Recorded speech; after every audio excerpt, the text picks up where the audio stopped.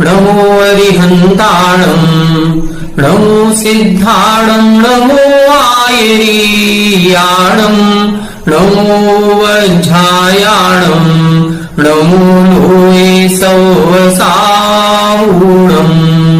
मोक्षमार्गस्य नेतारं वेत्तारं कर्मभूभृतां ज्ञातारं विश्वतत्त्वानां वंदे तत्गुणलब्धये। 1008 श्री मूलनायक आदिनाथ भगवान की जय।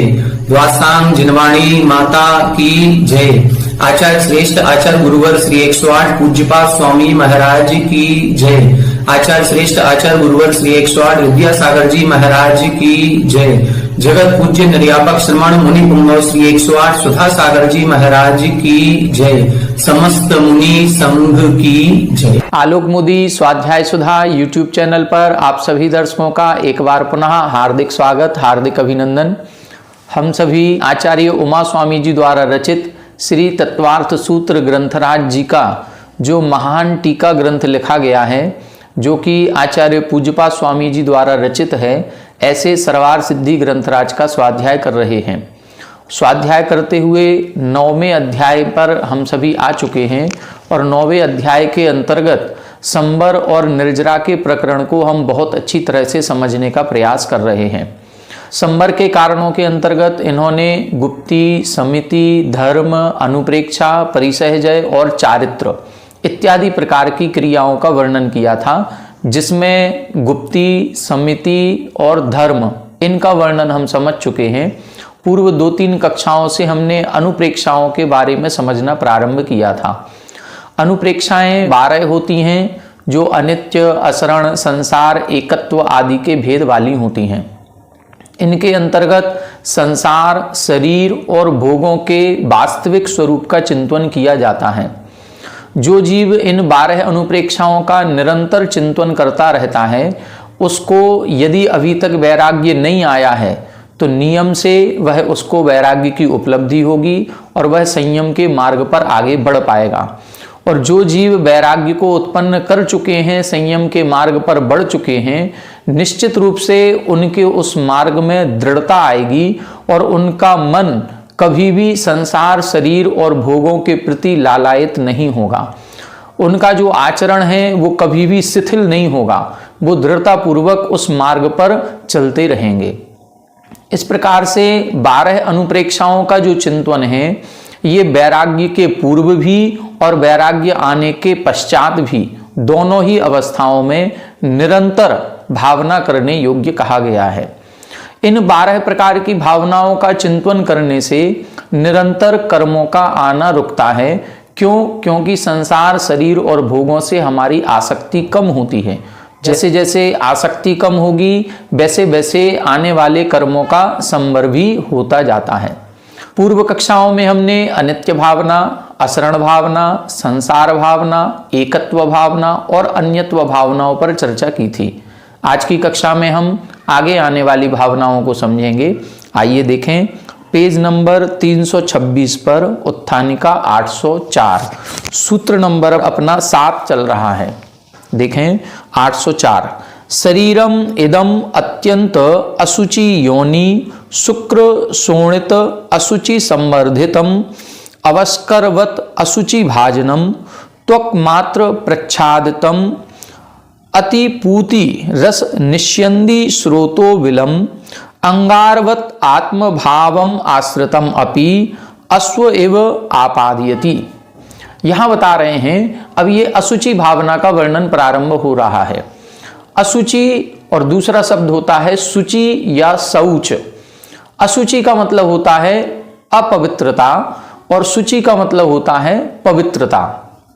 हमारे इस आत्मा का सबसे प्रगाढ़ संबंध यदि किसी से है तो वो शरीर से है, और इस संसार में सबसे ज्यादा कोई असुचि वाला पदार्थ या अपवित्र पदार्थ है तो वह ये हमारा शरीर ही है।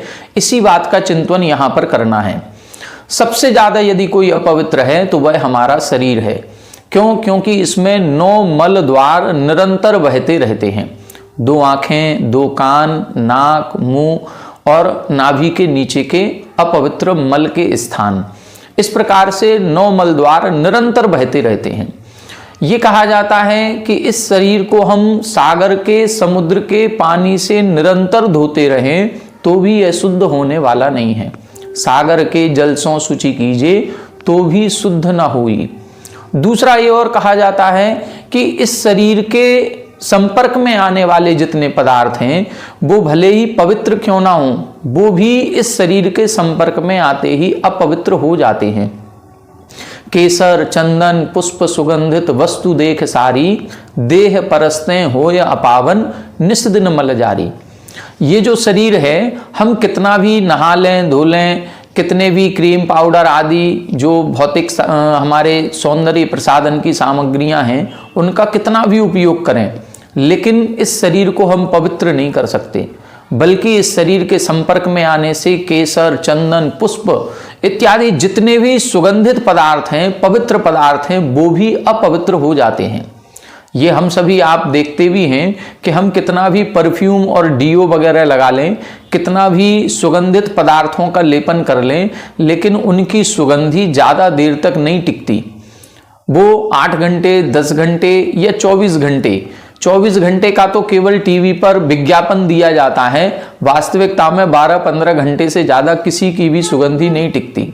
हमारे शरीर से निरंतर ऐसी दुर्गंध आती है पसीने आदि की, जिससे वो जो सुगंधित पदार्थ थे उनसे भी बदबू आने लगती है और एक प्रकार की बुरी गंध, जिसको हम दुर्गंध कहें, वो आने लगती है। तो ये जो शरीर है ये इतना अपवित्र क्यों है? तब इधर लिखा है शरीरम इदम अत्यंत असुचि योनि। यहां बता रहे हैं ये जो शरीर है ये अत्यंत दुर्गंधित अपवित्र पदार्थों का योनि स्थान है। योनि स्थान का मतलब उत्पन्न करने वाला स्थान है। जिन पदार्थों को देख करके यदि हम कहीं रास्ते में जा रहे हों और कहीं किसी जानवर का या किसी अन्य इंसान आदि का भी मल पड़ा हुआ होता है, या कहीं सामुदायिक ये शौचालय वगैरह बने होते हैं, हम कभी उनके पास से निकलते हैं तो अपने नाक पर रूमाल रख लेते हैं। इतनी दुर्गंधित वहाँ से स्मेल आती रहती है। अब हमें विचार ये करना है कि वो स्मेल आ कहाँ से रही है। वो स्मेल जो दुर्गंधित पदार्थ है वो पदार्थ कहीं और से उत्पन्न नहीं हुआ है, वो पदार्थ हम आपके शरीर से ही उत्पन्न हुआ है। जो भी मल बाहर पड़ा हुआ होता है उस मल को किसने विसर्जित किया? ये हम आप जो भी, चाहे वो पशु हो चाहे इंसान हो, इन्हीं के द्वारा वो मल उत्सर्जित किया गया है। तो वो जो मल को उत्पन्न करने वाला है वो कौन है? वो ये शरीर ही है। और कैसा है? शुक्र शोणित असुचि संवर्धितम।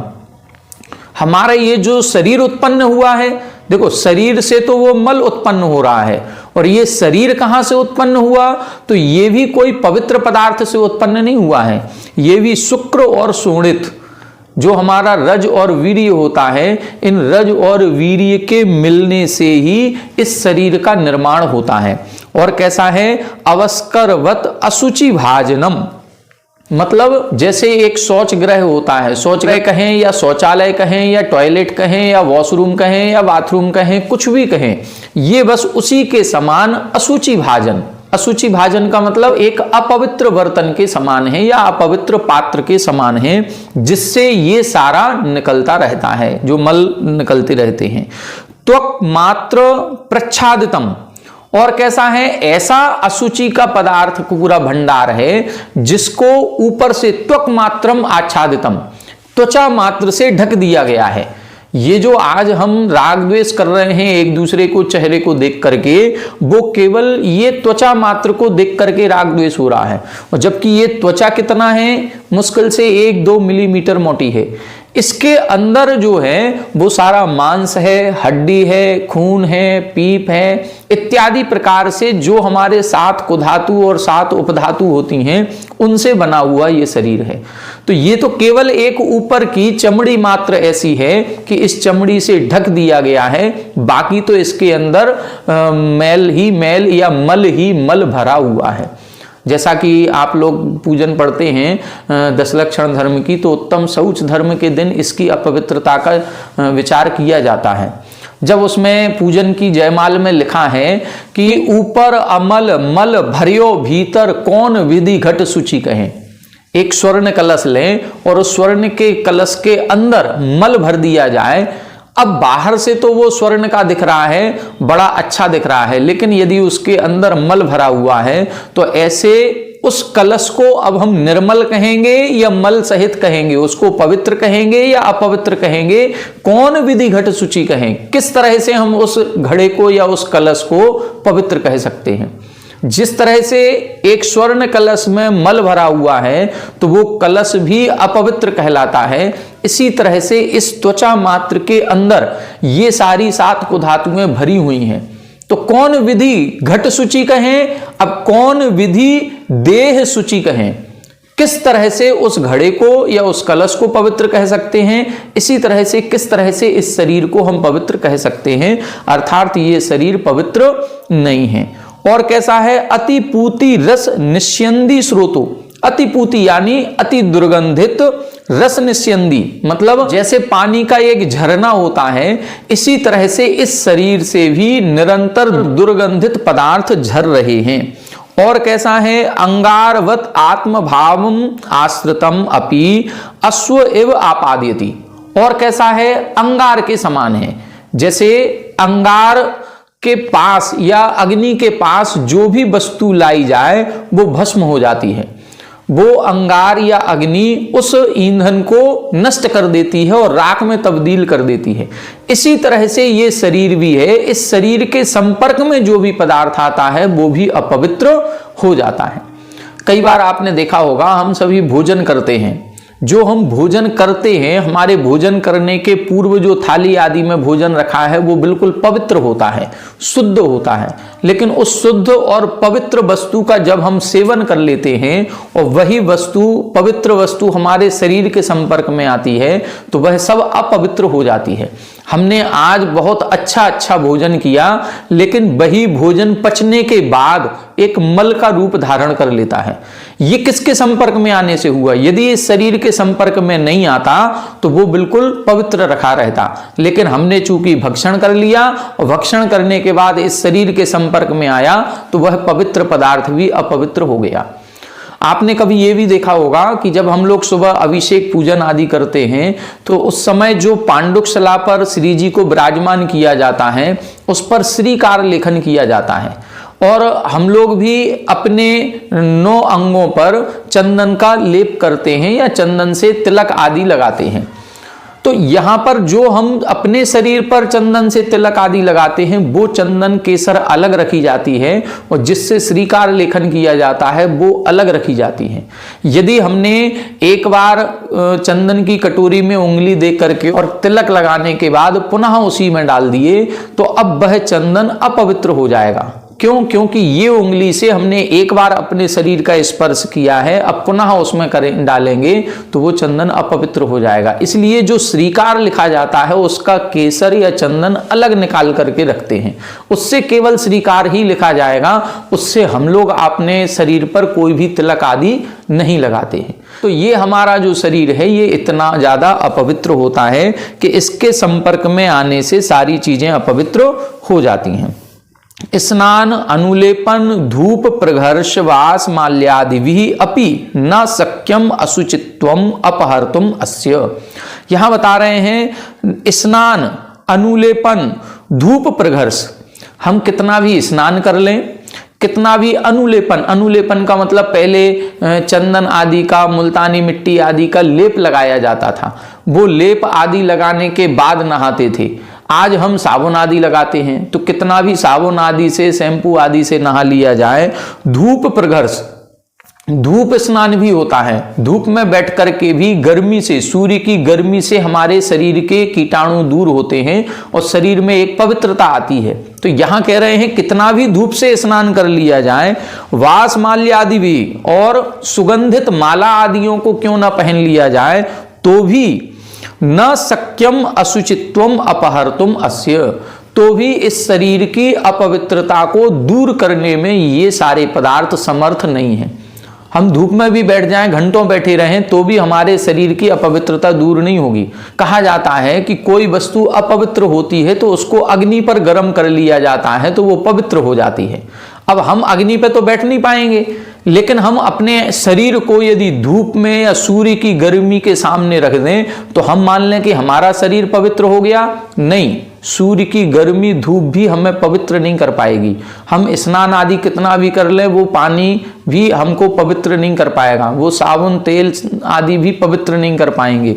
इत्यादि जो मालाएं आदि या सुगंधित हम पदार्थ डीओ परफ्यूम डालें वो भी हमें पवित्र करने में समर्थ नहीं है। फिर कौन पवित्र कर सकता है? फिर ये शरीर पवित्र क्या कभी नहीं होगा? होगा। एक कारण केवल मात्र ऐसा है जिससे ये अपवित्र शरीर भी पवित्र हो जाता है। वो कौन सा है? देखें, सम्यक दर्शनादि पुनर्भाव्यमानम जीवस्य आत्यंतिकीम शुद्धिम आविर्भावयति इति तत्वतः भावनम असुचित्व अनुप्रेक्षा। यहां बता रहे हैं केवल एक चीज ऐसी है, सम्यक दर्शनादि भाव्यमान, मतलब केवल सम्यक दर्शन, सम्यक ज्ञान और सम्यक चारित्र यदि हमारी आत्मा में प्रकट हो जाए तो फिर ये अपवित्र शरीर भी पवित्र हो जाएगा। श्रावकाचार ग्रंथ में आप सभी ने पढ़ा होगा, स्वभाव तो सुचौकाये रत्नत्रय पवित्रते। स्वभाव से जो शरीर अपवित्र है वो भी रत्नत्रय के द्वारा पवित्र हो जाता है।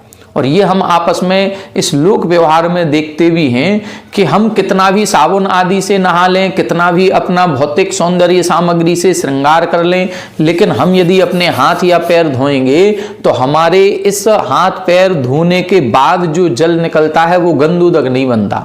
लेकिन जिन मुनिराजों ने दीक्षा जब से ली है तब से ही स्नान नहीं किया, भौतिक सामग्री जो सौंदर्य प्रसाधन है उनका तो उपयोग करते ही नहीं है, और जब पैदल विहार करते हैं तो नंगे पैर विहार करते हैं, जूते चप्पल आदि का प्रयोग नहीं करते हैं। अब सड़क की जो गंदगी है वो सारी की सारी उनके पैरों में है, लेकिन जब भी विहार करके कोई भी साधु आते हैं और उनके पैरों का जब प्रक्षालन किया जाता है तो वो पैरों का प्रक्षालन का जो जल है वो गंदोदक का रूप धारण कर लेता है, और हम ही उस गंदोदक को अपने सिर माथे लगाते हैं, अपने मस्तक पर सिर पर धारण करते हैं। तो ऐसा क्या हो गया, उनका शरीर और हमारा शरीर, हम बिल्कुल नहा धो करके आए हैं तो भी कुछ नहीं हो रहा है। उन्होंने 40 साल दीक्षा के हो गए, 40 साल से नहीं नहाया।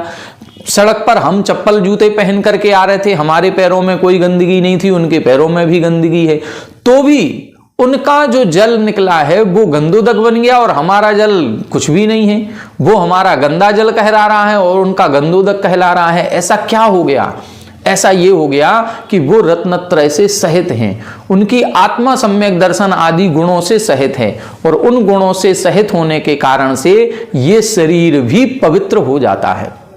देखो, अभी तक अपन लोग ये देखते हैं कि यदि कोई 16 में व्यक्ति है और उस 16 वाले व्यक्ति को कोई 17 वाला व्यक्ति, शुद्ध व्यक्ति को कोई अशुद्ध व्यक्ति छू ले तो वो शुद्ध वाला भी अशुद्ध हो जाता है। अभी तक लोक व्यवहार में यही होता है कि यदि शुद्ध से अशुद्ध व्यक्ति छू जाए तो शुद्ध भी अशुद्ध हो जाएगा, लेकिन यहां मोक्ष मार्ग में उल्टा होता है। हमारा ये शरीर बिल्कुल अपवित्र है, लेकिन पवित्र आत्मा से जब ये स्पर्शित होता है तो पवित्र आत्मा अपवित्र नहीं होती, बल्कि उस पवित्र आत्मा के स्पर्श करने से ये अपवित्र शरीर भी पवित्र बन जाता है। मतलब पवित्र व्यक्ति के संपर्क में आने से अपवित्र भी पवित्र बन जाए, ये केवल मोक्ष मार्ग में संभव है, लोक व्यवहार में संभव नहीं है। और ये मोक्ष मार्ग कब बनेगा? जब सम्यक दर्शन ज्ञान चारित्र रूपी 3 गुण रत्नत्रय हमारी आत्मा में आएगा। इसीलिए इधर लिखा, सम्यक दर्शनादि पुनर्भाव्यमानम जीवस्य आत्यंतिकीम शुद्धिम आविर्भावयति। सम्यक दर्शन आदि गुणों का भावना करते हुए जो जीव की आत्यंतिक शुद्धि को प्राप्त कराने में समर्थ हैं, ऐसा ये तत्वतः भावनम, ऐसा वास्तविकता में चिंतन करना ही असुचित्व अनुप्रेक्षा कहलाती है। इसी को असुचि अनुप्रेक्षा कहते हैं। शरीर की अपवित्रता का चिंतन करना और सम्यक दर्शन आदि परिणामों के द्वारा ही ये शरीर पवित्र हो सकता है, इस प्रकार का भाव करना ही असुचि अनुप्रेक्षा है। एवं ही अस्य संस्मर्तः शरीर निर्वेदो भवति। इस प्रकार से जो कोई भी व्यक्ति चिंतन करता है उसका शरीर से उदासीन भाव हो जाता है, शरीर से आसक्ति घट जाती है, और निर्विण्णश्च जन्मोदधि तरणाय चित्तम समादत्ते। और जो इस शरीर से विरक्त हो जाता है वो ही जन्मोदधि तरणाय, ये जन्म रूपी संसार है, इस जन्म मरण रूपी संसार से तरने के लिए प्रयत्नशील हो जाता है। इस प्रकार का चिंतन इस अनुप्रेक्षा में किया जाता है। आगे देखें 805 नंबर आश्रव अनुप्रेक्षा। आश्रव संवर निर्जराः पूर्वोक्ता अपि यह उपन्यस्यन्ते तत्गत गुण दोष भावनार्थम। यहां बता रहे हैं आश्रव संवर और निर्जरा पूर्वोक्ता अपि, आश्रव संवर और निर्जरा का कथन पूर्व में कर चुके हैं, तो भी यहां पर पुनः यहां जो हम वर्णन कर रहे हैं आश्रव अनुप्रेक्षा, संवर अनुप्रेक्षा, निर्जरा अनुप्रेक्षा, इससे क्या होगा, तत्गत गुण दोष भावनार्थम, उस आश्रव में क्या गुण हैं और क्या दोष हैं, संवर में क्या गुण हैं क्या दोष हैं, निर्जरा में क्या गुण हैं क्या दोष हैं। जब इन गुण दोषों का विचार होता है तभी दोषों को जान करके हम उसको छोड़ते हैं और गुणों को जान करके उस पदार्थ को या उस क्रिया को हम ग्रहण करते हैं। इसीलिए इधर गुण दोष का विचार किया जा रहा है कि आश्रव, संवर और निर्जरा में कौन सा ग्रहण करने योग्य है और कौन सी क्रिया छोड़ने योग्य है। क्योंकि अपन ने पढ़ा है छह ढाला में, बिन जानेते दोष गुणन को कैसे तजिए गहिए। जब तक हम दोषों को जानेंगे नहीं तब तक हम कैसे उनको छोड़ेंगे, और जब तक हम गुणों को नहीं जानेंगे तब तक हम गुणों को कैसे ग्रहण करेंगे। तद्यथा आश्रवा इह अमूत्र अपाय युक्ता महानदी स्रोतो वेग तीक्ष्णा इंद्रिय कषाया वृतादया। यहां बता रहे हैं आश्रव कैसा है, यह अमूत्र अपाय युक्ता, ये जो कर्मों का आश्रव है ये इस लोक में भी और परलोक में भी अपाय युक्ता अर्थात दुखों को देने वाला है। अपन पहले भी पढ़ चुके हैं 5 पापों के बारे में, जब पढ़ा था दुख में विवा, वहां पर लिखा था दुख रूप ही है, और वहां पर एक और सूत्र आया था हिंसा दिश्विहा मुत्रा पाया वज्य दर्शनम। ये जो हिंसादि 5 पाप हैं जिनसे ये कर्मों का आश्रव हो रहा है, ये इस लोक में परलोक में दुख रूप हैं और निंदा को देने वाले हैं।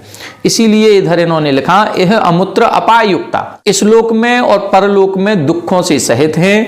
महानदी स्रोत वेग तीक्ष्णा, जैसे एक बहुत बड़ी नदी बह करके आती है। कई बार आपने टीवी पर देखा होगा जब बरसात का मौसम होता है तो उसमें बादल फटने की घटनाएं होती हैं, और जब बादल फटने के बाद जो पानी बह करके आता है उसका वेग बहुत तीक्ष्ण होता है। इसी प्रकार से यहाँ आश्रव का भी वेग कितना है, बहुत तीक्ष्ण है।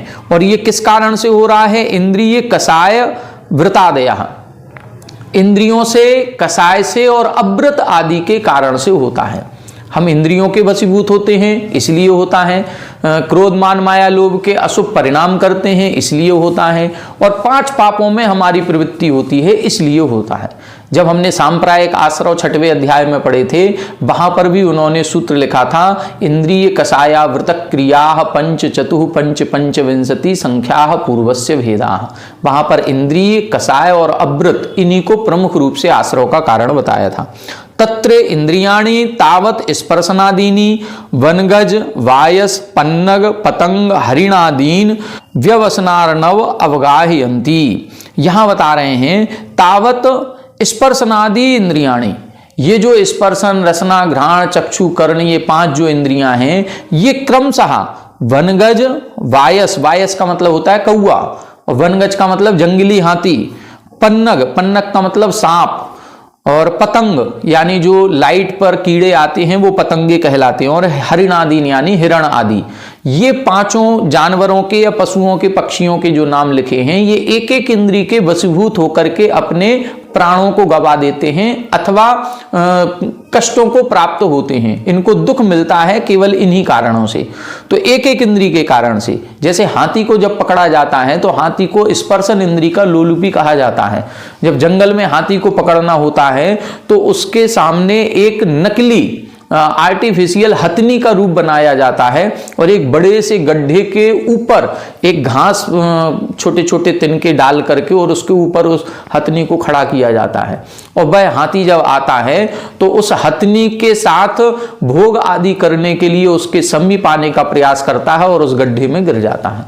इस तरह से उस हाथी को पकड़ लिया जाता है और उसको तरह तरह के कष्ट दिए जाते हैं। इसी तरह से वायस, कौए को रसना इंद्रिय के कारण से, पन्नग सांप घ्राण इंद्रिय के कारण से, पतंग चक्षु इंद्रिय के कारण से, और हरिणादीन यानी हिरण आदि को कर्ण इंद्री के कारण से। हिरण को कहा जाता है ये कर्ण इंद्री का संगीत का प्रेमी होता है, और यदि संगीत बज रहा हो तो फिर हिरण अपने स्थान से भागता नहीं है और उसका शिकार कर लिया जाता है। इस प्रकार से ये व्यवसन अर्णव अवगाहयंती अर्थात कष्ट रूपी समुद्र में अवगाहन करते हैं। किस कारण से? इन पांचों इंद्रियों के कारण से। तथा कषायादयः अपि इह वध बंध अपयस परिक्लेशादीन जनयंती। जैसे इंद्रियां इस संसार में हमें दुख का अवगाहन कराती हैं, उसी तरह से कषाय भी हमें इस संसार में वध यानी मृत्यु के पास ले जाता है, बंध अर्थात जेल आदि में बंध कराता है, और अपयस हमारी निंदा कराता है, और परिक्लेशादीन अन्य अनेक प्रकार से दुखों को उत्पन्न कराता है। कषाय के कारण से, क्रोध आदि, क्रोध मान माया लोभ के कारण से ही ये वध बंधन आदि जितने दुख हैं ये उत्पन्न होते हैं। अमुत्र च नानागतिषु बहुविध दुख प्रज्वलितासु परिभ्रमयंती इति एवं आश्रव दोषानुचिंतनम आश्रवानुप्रेक्षाः। यहां बता रहे हैं अमुत्रचा, ये तो इस लोक की बात करी। अमुत्र यानी परलोक में नाना गतिषु अनेक प्रकार के नरक में, निगोद में, दुर्गतियों में ले जाकर के बहुविध दुख प्रज्वलितासु जहां पर अनेक प्रकार के दुख उत्पन्न होते हैं, परिभ्रमयंती वहां पर भ्रमण कराते हैं, एवं आश्रव दोषानुचिंतनम इस प्रकार से आश्रव के कितने दोष हैं इन दोषों का चिंतन करना ही आश्रवानुप्रेक्षा आश्रव अनुप्रेक्षा है। पहले लिखा था आश्रव संवर और निर्जरा में गुण और दोषों का विचार करना है, तो आश्रव में गुण कोई भी नहीं है, आश्रव में केवल दोष ही दोष हैं, और ये आश्रव केवल सांसारिक दुखों को ही उत्पन्न कराता है, इसमें गुण कोई भी नहीं है। गुण कहाँ होंगे? संवर और निर्जरा के मार्ग में गुण होंगे। तो आश्रव में दोष मान करके इसको छोड़ने का प्रयास करना है, यही चिंतन इधर किया जाता।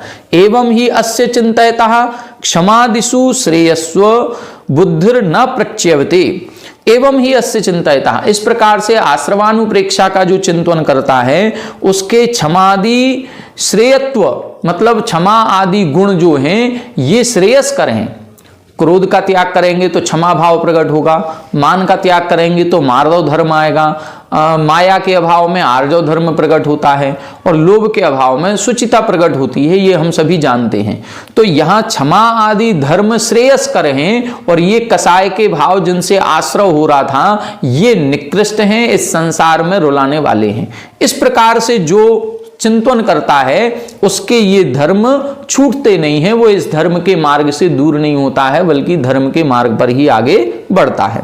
सर्वम एते आश्रव दोषाः कर्म कूर्मवत समृतात्मनो न भवन्ति। सर्वम एते आश्रव दोषाः, और ऐसे जो आश्रव के जितने भी ये दोष हैं ये कूर्मवत कछुए के समान समृत आत्मनो न भवन्ति, जो अपनी आत्मा को समृत कर लेता है, मतलब उत्तम क्षमा मार्दव आर्जव आदि गुणों से अपने आप को ऐसा ढक लिया, ऐसा मजबूत कर लिया कि चारों तरफ से अब क्रोध मान माया लोभ का अभाव हो जाता है। कैसी भी आंधी आए वो आंधी हमारे अंदर तक नहीं आ पाएगी। जैसे कूर्म कछुआ होता है वो अपने जो गर्दन होती है उस गर्दन को मुख को अपने अंदर कर लेता है, अंदर करने के बाद कोई उस कछुए को उठा करके भी फेंके तो उसका कुछ नहीं बिगड़ता, क्योंकि उसकी पीठ जो होती है सबसे ज्यादा मजबूत मानी जाती है। तो वो अपनी गर्दन को अपने मुख को अंदर कर लेता है, बाहर से निकालता नहीं है, उसकी गर्दन मुख फिर दिखाई नहीं देता है, तो वो सभी प्रकार के आने वाले कष्टों से बच जाता है।